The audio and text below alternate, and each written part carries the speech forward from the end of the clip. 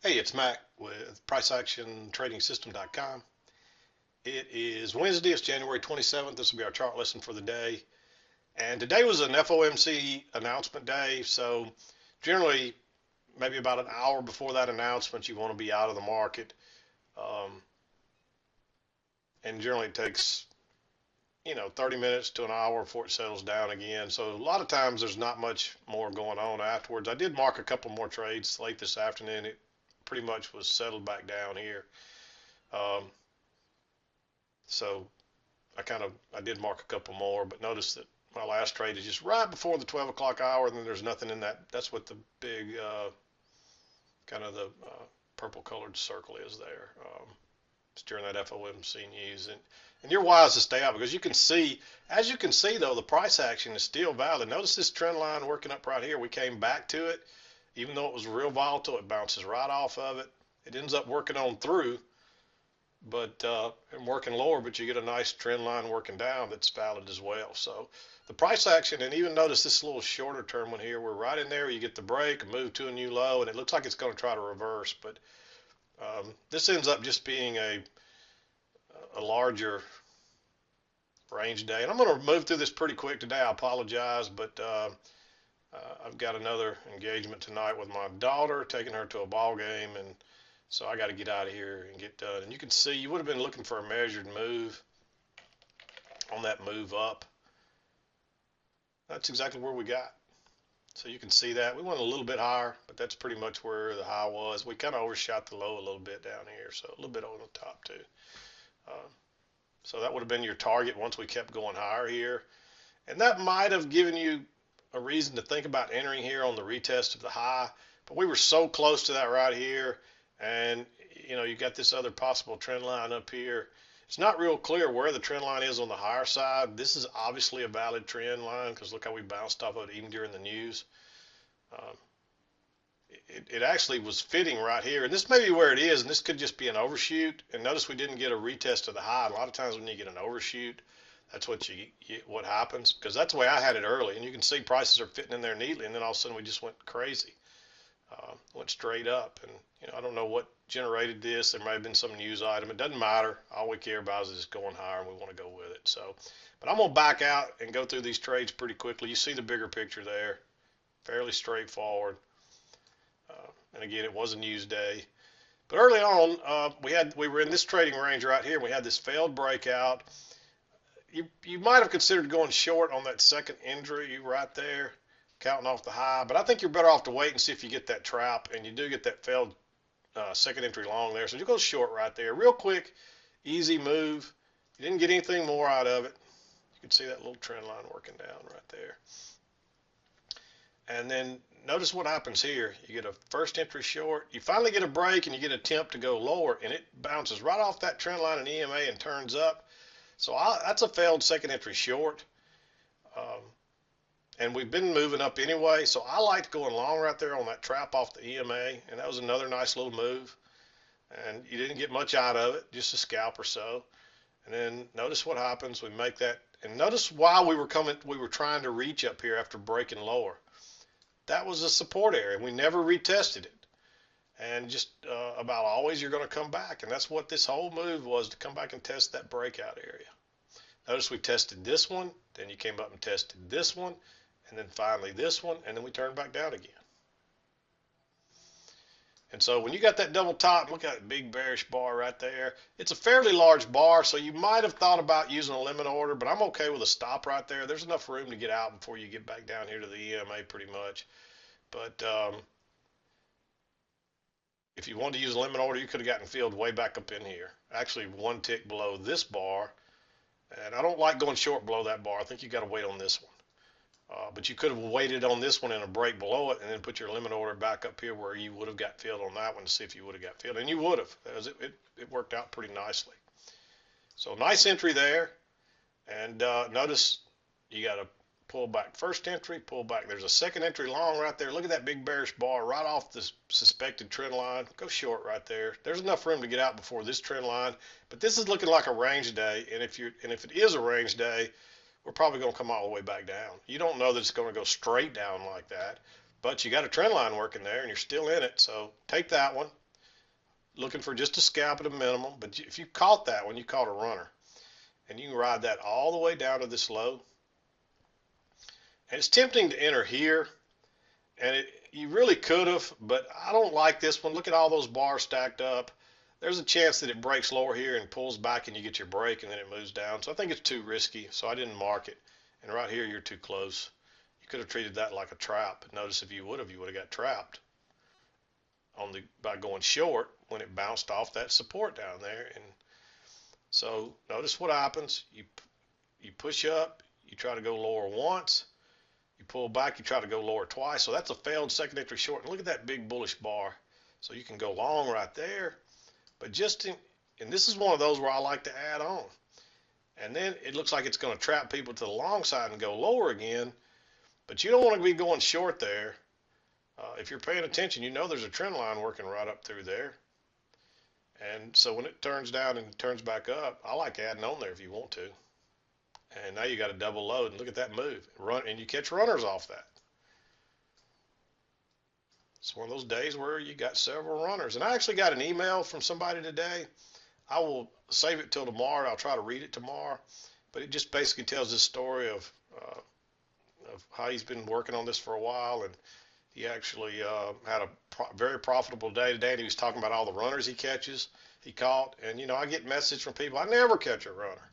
Well, if you never catch runners, you're doing something wrong. I don't know what you're doing wrong, but you're doing something wrong. So anyway, notice this move down. You pull back to this trend line. You get a first entry there, but you got a lot of overlap, and so I think you're better off to wait and get that trap right there and get the second entry off the top. And so that's a nice entry.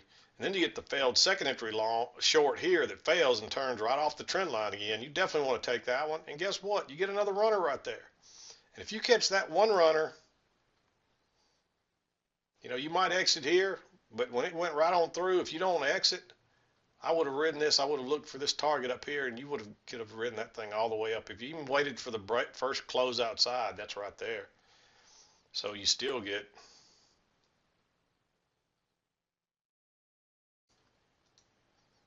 almost 11 points out of that. Can't beat that.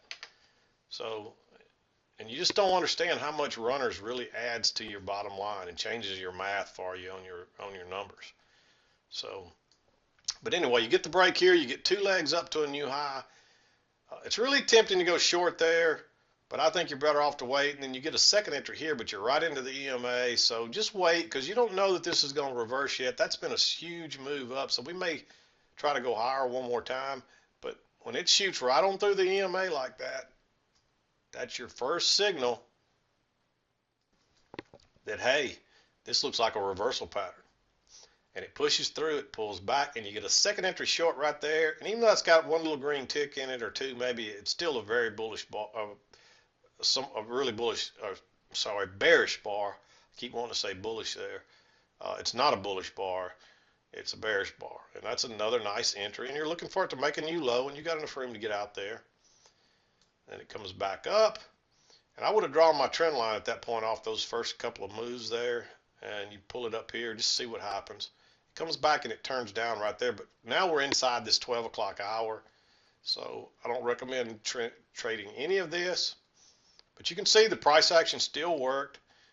Even at 1 o'clock, what do? We get a break of this trend channel, we move to a new low, and then we try to go higher, but this turns out this is a range day, and we end up playing the range instead. And of course, you want to draw that trend line off those first two swings there. And just hang on and wait. And it comes back. It's tempting to enter here, and you really probably could have entered here right off that trend line. That confirms the trend line. You don't have a break of it, though. But that's a really bearish bar right off the trend line. That's a key entry point. But you also got the midline of the former support and resistance. So I think you're better off to skip that one. And then guess what? You get a pullback first entry, pullback second entry. So that's a second entry short there. Same place. I like that one. And it's a failed second entry long, too. Notice that new high, pullback first entry, pullback second entry. And I guarantee they caught a lot of people trying to get long there. And look at it go. And the bottom falls out. And again, you would have caught a runner right there. then you come back, you get another second entry with a big bearish bar right there, and off it goes, and you catch another runner there, by the way. What do you know? And you can ride that one into the, really, you could have ridden that one all the way down, even if you waited till here to exit, either one of those. So really, really nice day. There weren't as many trades today. It was FOMC day. It was more of a trading range. But it was a nice day. And it was pretty straightforward. There's nothing crazy here. Even during the news, it all follows the price action perfectly. So keep that in mind. And anyway, I'm not going to drag this one out much longer today because I need to get out of here. So I hope that was clear to you. Actually, I want to show you one thing. You know, I get this about every 6 months. Somebody new comes in and they just cannot understand second entry. So I'm hoping that trader is going to watch today. Really, there's not a lot of good second entries. Let's go back to like yesterday and see if we can find some. Let's go back to this big downtrend. When the trend is coming down, you always start your count off the lows. And every time you make a new swing low, the count starts over. Now, what is a new swing low? All right, you're moving down, you make a new low, so that's a swing low, and you pull back. Well, that's a higher swing, so that's your first entry. You pull back, now you got another correction, and there's your second entry right there. And you're moving down, oops, you got a new low, your count starts over. You pull back, you get a first entry. You get a little correction there. You could, since that's matching lows, you could treat that like a second entry, but that's not really a good second entry. So there's your second entry right there because you didn't make a new swing low yet. And it doesn't have to be a new low for a day. It just has, this low that starts the count over just has to be lower than a previous one. And this one's lower than that one. So you got a new swing low here. Pull back, you get a first entry, and you could treat that like a second entry, but I just call that a first entry. And then we're moving down, you got a new low. Okay, count's over, it's zero. You're pulling back, look at there, first entry, and it keeps going, and you're making a new swing low, so the count's going to be over, start over wherever it hits. There's your first correction, so you're at zero, pull back, first entry, you're moving down, new low, pull back, first entry, moving down, pull back, first entry, moving down. Pull back, first entry, pull back. There's a second entry there. It's not a great place to enter, but that's a second entry short. And that's how it works. That's what a new swing low means. Anytime a swing low, the next swing is lower than the next one, that's a new swing low. So every time you made a low, this swing that's lower than the previous, and that one's lower than that one. See, this one's lower than that one. This one's lower than that one. This one's lower than that last one. This one's, well, that's the one I just talked about. This one's lower than that one. This one's lower than that one. This one's lower than that one. Now this one's higher, so your count doesn't start over. So that's a first entry. And then the next attempt to go lower is your second entry. And you still don't get a new low, so that's a third entry. Pull back, and that's a fourth entry. So by the time it gets up here, that's a fourth entry short. Counting off the lows, because you never get another. This swing's higher than that one. That little swing's higher than that one. That little swing's higher than that one. So your count doesn't start over. You just keep counting your, so new low, zero, pull back first entry, pull back second entry, pull back third entry, pull back fourth entry. That's actually a fourth entry. I think I said it was a third entry a minute ago. But now look, that swing low is lower than that one. So now you're at zero. Pull back first entry, pull back second entry, pull back third entry, pull back fourth entry, pull back fifth entry, sixth entry, seventh entry. Oops, now you got a new low swing. That one's lower than that one. So zero, pull back first entry, right there. Up, new swing low, pull back first entry, pull back second. That's a nice second entry short right there. Moving down, you got, oops, that's a new swing low because it's lower than that one. Pull back first entry, new swing low, count over, pull back first entry. New swing low, count over, pull back first entry, moving down, new swing low, count over, pull back first entry, pull back second entry. That's a second entry short right there. But now look, we're going the other way, so now you're counting off the highs. That's swing high is higher than that one, so that's a first entry. That swing high is higher than that one, so you start over, first entry, moving higher, up, new swing high, first entry, moving higher, That's a new swing high, first entry. New swing high, first entry. Now that's a lower swing high, so that's a second entry short. Actually, we're going the other way now. I'm sorry. New swing high, pull back, first entry. That's not a new swing high, so that's a second entry right there, and that's a nice trade right there. You could take that one and pull back, third entry. Actually, you start over right here. I'm sorry, because that high is higher than that one. Pull back, first entry. That one's higher than that one, so pull back, first entry. New swing high, pull back, first entry. Then you're moving down. There's your second entry right there. And this one just, you don't make a new swing high there, so you keep going. That's a third entry. That's a lower swing high, so fourth entry. Next, you would start, if you start trending down, then you start counting off the other side again, but we're still really going up. And so you're coming out, okay, there's a new swing high. It's higher than that one. So first entry. New swing high, pull back. First entry, pull back. That's a second entry long right there. New swing high, pull back, first entry. New swing high, pull back, first entry. That's another one of those kind of awkward second entries because you do correct, but you don't go higher yet. So you could count that as a second entry. Up, new swing high, pull back, first entry. New swing high, pulling all the way back, first entry. I don't think that's a new swing high. It's hard to tell. No, that's a second. That's a double top. So that's not a new swing high. So there's a second entry long right there. I don't know that that's one you want to take. It looks like it would have worked.